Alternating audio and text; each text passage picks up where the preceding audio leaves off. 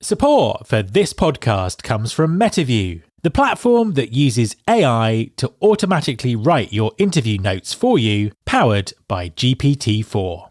Recruiters and hiring managers at companies like Robinhood, Brex and Genentech describe MetaView as a game changer for their efficiency and ability to have high-quality conversations with candidates. They can focus on the conversation rather than on taking notes. MetaView's interview summaries are purpose-built for recruiting, so they're 10 times more accurate and relevant than generic transcription tools. And they work seamlessly with your recruiting stack, video conferencing tools, and even mobile calls, so there's no need to change your existing workflows. You can see the magic for yourself for free on your first 5 interviews. Head over to metaview.ai/recruitingfuture. That's metaview.ai/recruitingfuture to get started. There's been more of scientific discovery, more of technical advancement and material progress in your lifetime and mine than in all the ages of history. Hi there, this is Matt Alder. Welcome to episode 521 of the Recruiting Future podcast. There's a strong argument that employer branding has never been more relevant or more essential. The last few months have seen many employers making layoffs as they respond to market conditions and some sense of normalization after the pandemic. It's fair to say that some employers and potentially whole industries have suffered severe reputational damage because of this. So, how can companies rebuild their reputation as employers? This is not only important from a talent acquisition perspective, it's a vital part of retaining the talent they already have. My guest this week is Emily Firth, founder and partner at The Truthworks. Emily is an employer brand and employee engagement expert, and it was great to get her view on how employers can rebuild and manage their reputations in the current market landscape. Hi, Emily, and welcome to the podcast. Thanks for having me, Matt. I appreciate it. An absolute pleasure to have you on the show. Please, could you introduce yourself and tell us what you do? Yeah, no problem at all. So my name's Emily Firth. I am a consultant and a co-founder in employer branding and employee experience. I co-lead an agency called The Truthworks, which is based in Amsterdam and also the UK. And our focus is really around shaping company cultures that we'd actually want to be a part of ourselves. Tell us a little bit about your background. What were you doing before you started the agency? I used to head up employer branding at booking.com, which was a sort of baptism of fire, let's say. I'd been in the marketing and advertising world previously and had got a little bit tired of marketing products and really wanted a new challenge and sort of fell into employer branding, thought, I can't believe there's a role that does exactly what I love talking about, which is people and culture, and actually gets to position and market and build that. So ended up sort of via a sideways route, as I think most people in employer branding do, and was looking after, I guess, the employer brand positioning for 17,000 colleagues they had at the time across 200 offices worldwide. So it was not only sort of a leap into the employer brand world, but a leap into it at scale through, lots of different cultural lenses. So the last 3.5 years has just been obviously incredibly disruptive everywhere, but incredibly disruptive for talent acquisition, but also perhaps particularly disruptive for employer branding. Where are we now? What's your kind of view on the state of the market and the current state of employer branding? So actually, when I started The Truthworks, it was just pre-pandemic. So it was interesting time to start in this space. And I actually think a fascinating and amazing time to start in this space, because as you say, we've been on a bit of a roller coaster, to say the least. But I think what's really happened is both employer branding and the employee experience and actually engaging your people has become really front of mind for even senior leadership, CEOs. And the conversations we're seeing have really moved beyond being conversations we have with HR leaders to conversations we're having with founders and full exec teams. So I think the visibility and the awareness of how important an employer brand is has radically shifted over the course of that time.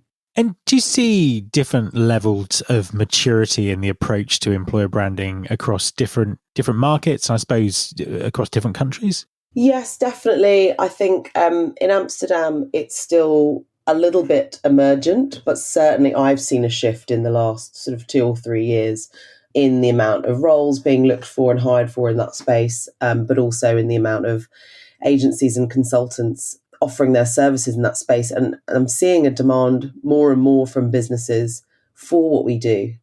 And I think markets like the US have been talking about EB for a long time, but I think it's also about the depth of those conversations. And I think also the penetration and relevance of EB throughout the organization. So whereas it was seen as a recruitment function or an HR function before, and something very heavily focused on external marketing, I think the lens has turned inwards. We talked about it a little bit before when we spoke, Matt, but I think one of the things that's been so interesting in the last couple of years is the sort of the lack of delineation now between internal and external when it comes to communications, when it comes to talking about your employer brand. I think talent are increasingly willing and open to sharing, company private conversations or things that have happened on an internal Slido or things that have happened at internal town halls. So I think those lines are now very blurred. And I think increasingly talent who are external are able to see much more of what's going on internally, whether that's sort of in the front page of the newspaper or on tech blogs or through leaks that employees are fostering themselves. I think that has broken a bit of trust as well between employees and employers, but it's also changed the game in terms of how much you can manage your employer brand and how much you can really control the narrative. And there's been some spectacular examples of that recently, hasn't there?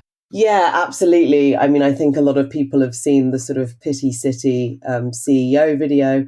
And I think just where, and for those of you who haven't, essentially that was a leak of a Zoom call in the US where a CEO was communicating with talent in a town hall about expectations of them and sort of asked them to refocus their attention on the business and sort of stop feeling sorry for themselves and asking about bonuses and promotions and leave Pity City and get on with the job effectively.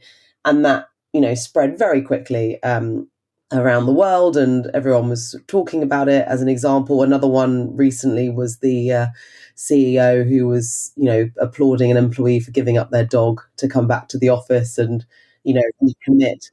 Employers are having very difficult conversations with their employees. And I think previously, whereas they could have delivered an internal comms memo without much preparation, not really thought about the potential impact of how that would land beyond something they'd have to clean up internally. I think now they're seeing that can have huge implications on the reputation of a company and their employer brand. So if you're an employer brand manager trying to manage that and a PR manager who increasingly have to work much more closely together, you are now having to backpedal and try to convince new hires as well as internal talent that, the employer brand that you've been putting out there is still the truth. And I think that becomes very difficult. Leadership do set a lot of the tone for your employer brand. You have a set of values, you have a set of employer brand principles that you speak to and that you promote. So if you're not actually living by those, you will very quickly become found out. And it's interesting because over the last few years, there's been such a focus on employers telling employee stories about, what it's like to work in the organization and all this kind of stuff. And this just kind of illustrates that actually transparency is something that everyone needs to take into account, and there's no control over narrative anymore. What's your advice to employers in terms of how they might turn this to their advantage? I think it's really interesting moving away from this space of a hyper curated narrative and starting to think about how you allow talent to tell their own stories in their own way. So we talk a lot about flexibility and freedom within a framework. I think what employers have previously been afraid of is giving employees that platform and that voice to talk about their employee experience. But the reality is they will do that whether you give them permission to or not. So creating those foundations, creating those frameworks from which to have the conversation, actually elevating the voices that are already out there can be really powerful, and actually identifying the people that are really understanding your culture, really getting the most out of it, and giving them that platform and that opportunity to speak up is really worthwhile doing. But I think it's important now to make sure that you're also doing that in a truthful and honest way. And actually, if you look at, influencer culture, if you look at who your talent are reacting to in terms of the sort of Stephen Bartletts of the world, the Elizabeth Day, talking about failure in business, the people, the micro influencers who are on platforms like TikTok talking about how to get ahead in corporate business, people who've sort of quit corporate culture, the people who are actually influencing your talent, the talent that you want to hire, are really authentic people who talk about the bad and the good. And so any framework in which you can give talent the ability to talk about a balanced view of their experience with your company will always be much more authentic and genuine than a perfectly curated, polished, on message version. And I suppose sort of developing that theme a bit, over the last 6 months, lots of employers around the world, particularly in tech, but in other sectors as well, have had to make significant layoffs. There's been a huge amount of publicity around companies not necessarily doing that in the best possible way. All of those companies are still hiring people, to replace kind of people who might have moved on, or they may be looking to begin our growth hiring programs again soon. How can an organization that's gone through that process rebuild their employer brand? That's a really interesting question, and one that I'm working on with a few of my clients at the moment. I do think that talent understand that there is market uncertainty. Talent have seen this, across LinkedIn, across their communities, with their friends, with their networks. They do understand there are commercial realities. It's not the layoffs themselves that are problematic, as you say. It's how they were handled and how they speak to what you value as an organization and how you treat people. So I think there have been examples of good handlings and there have been examples of bad handlings. And I think the sort of consistent themes have been around the ownership of the mistakes made by leadership, a care and a connectivity and an empathy without centering yourself, like the crying CEO, that talent really respect. Also, leadership being front and center in those conversations rather than delegating them to HR has been really, really powerful. And then what you do to support that talent that you have let go in terms of access to network and resources and all those things really speak to how you treat people on the way out, as well as how you try and convince them to join you on the way in. That's super important. But in terms of rebuilding, I think it's a different landscape, and talent are going to be looking for different things and looking to understand why they should join a company that has made those mistakes and had to make those layoffs. So there's a lot of transparency needed in explaining to talent why that happened and helping to show them why you are safeguarding as best as you can in a volatile market against that having to be the case again.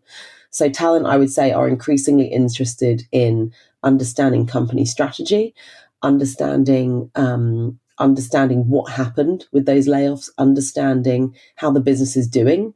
I would say talent are much more looking at things like the commercials of a company, especially for senior hires. And whilst people are still moving from role to role, they're doing so in a much more considered way.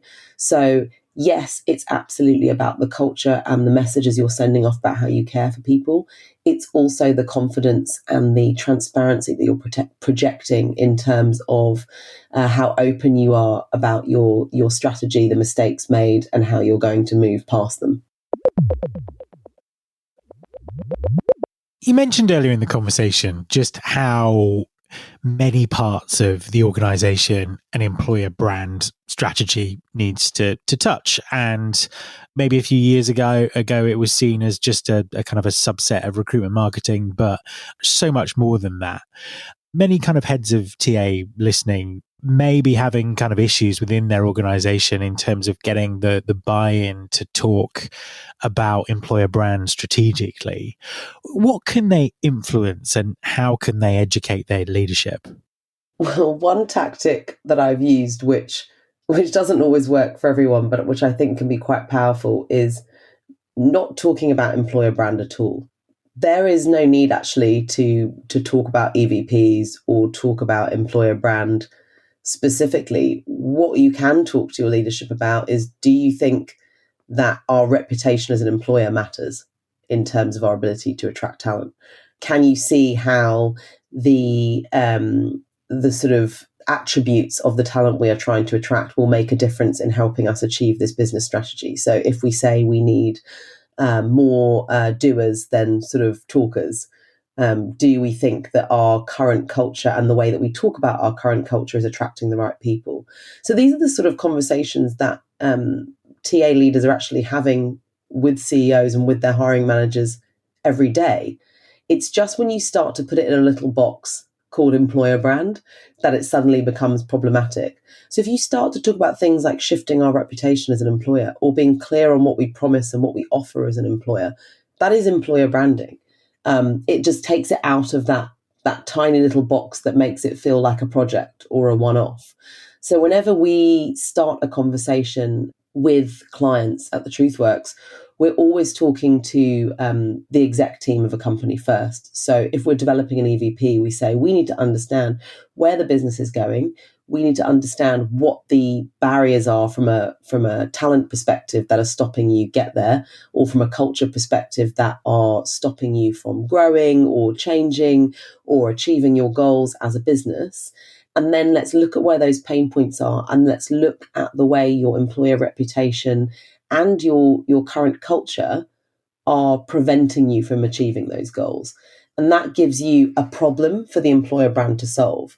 Because what happens when you just say we need an employer brand because everyone else has got one is you're already not setting it up for success, because you're not giving it a reason to exist.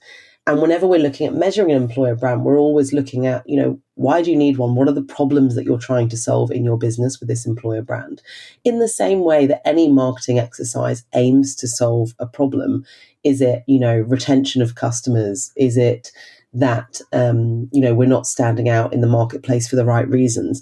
There's always a problem that marketing's trying to solve and that branding are trying to solve. And these are the same kinds of problems and conversations we should be having about employer branding. Start much further upstream with the business problem, relate it back to culture and talent, and then start talking about employer branding as a potential solution to that. So anyone who's listening to this on a time-shifted basis, we're recording in the first week of May 2023, and we're going through a period of time where you can't have a conversation with anyone without talking about generative AI. So I'm going to have to ask you an AI question because that's just expected in May 2023. Absolutely. Otherwise, we clearly don't know what we're doing if we're not talking about AI. Exactly. So how do you think that innovations in AI and technology are going to sort of impact how we do employer branding? So I think with AI, there are a couple of different ways that we can use it to help the work that we do. But I always hesitate to believe that it will help us in the short term, at least in the way that it's working currently, to really differentiate our employer brand unless we know what to do with the data it provides us with. So I would either be thinking about using it in the insight stage, so using it to gather and generate insight at pace and at scale in a way that, it's very difficult for internal talent branders to do at the moment because they don't have access to a huge amount of resources. But you still need to be able to interpret and use that to develop a strategy and a point of view, because you still know your business and your brand best. Of course, it's great at generating content and helping you with copy and things like that at the other end. Again, the challenge is it is learning from other employer brands as well. So my fear is always a race to the bottom where we're looking at quantity and not quality and differentiation. But again, that comes down to human input. So if you know your brand, if you know what helps you stand out, and you can help shape and input the output, then I think it can be an incredibly useful tool. I think in terms of the wider use of it in HR, there are so many things that we do in the people and culture space which could be more efficient to allow us to do the strategic work that really helps to build culture. I think a lot of work could be automated. A lot of work is busy work, which doesn't allow us to look up and say, what is the culture we're looking to build and how could we build it better? So anything that helps us do more of the thinking and less of the doing is always going to be a good thing. Like, I don't want us to get to a space where we are constantly using the same influences. I think you also need to look up from whatever you receive and still have a point of view. Yeah, absolutely. And the hype versus reality is interesting as well, because I don't think anyone really knows what's real and what's not in terms of what this can do at the moment. So I tried to get it to translate something. I can't remember what I was doing. I got it to write something for me. And then I tried to get it to translate it into Cornish. Oh, really? Yeah, I just thought, because I'm from Cornwall originally, I was thinking the most obscure thing I could think of. And it just did it straight away. And I was like, this is absolutely incredible and phenomenal. And it's world changing. But then I was like, hang on a minute. And I took, because I don't speak Cornish, no one does.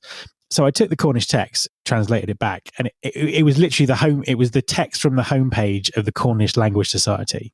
And nothing to do with what I typed. So it was like, okay, yes, it can't. Yeah, you know what it is? You know what my shorter answer would be to this? Now I'm thinking about our conversation.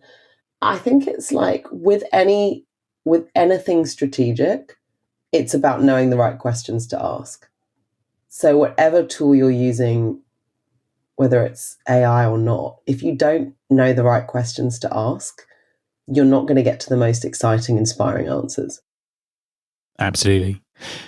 So, final question, and thinking about everything more broadly, what does the future look like? What do you think employer branding will be like in 3 years' time? What do you hope it will be like in 3 years' time? I hope we'll stop having conversations about the value of it and having to justify the value of it. I feel like the world has broadly accepted that you do need to market your way out of a recession, that you do need to have a brand for people to take your business seriously and understand what you do. So for me, it's a no-brainer that you would understand that there is value in people understanding what your culture is in order to basically sign 4 to 5 days of their life up for it. And, you know, obviously your employer impacts so many things, from your health and well-being to your financial security, to your family, to where you live.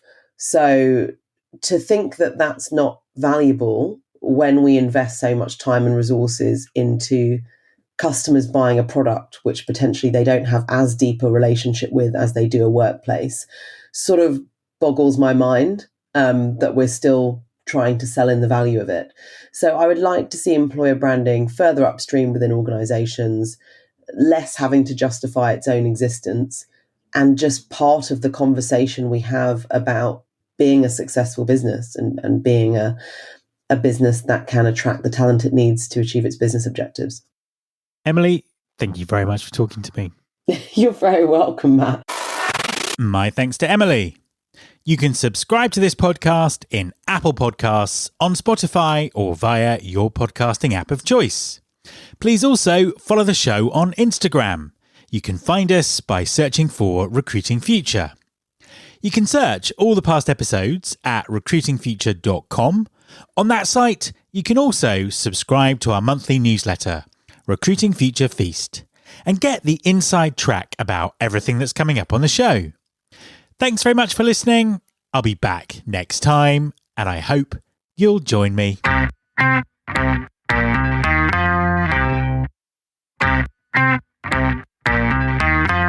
This is my show.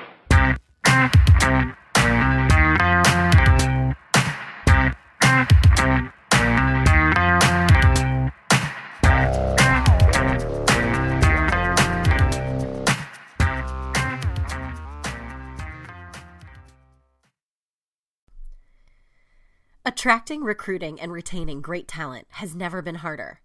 But why? We know we need them, and they need us. So why are we making it harder? Pull up a chair, listen, and laugh along with Lynn Bailey and Tracy Parsons as they dissect the industry, solve problems, and scoff at and sass the status quo. Join the rebellion with the Talent Rebelcast and question everything you know about the world of work.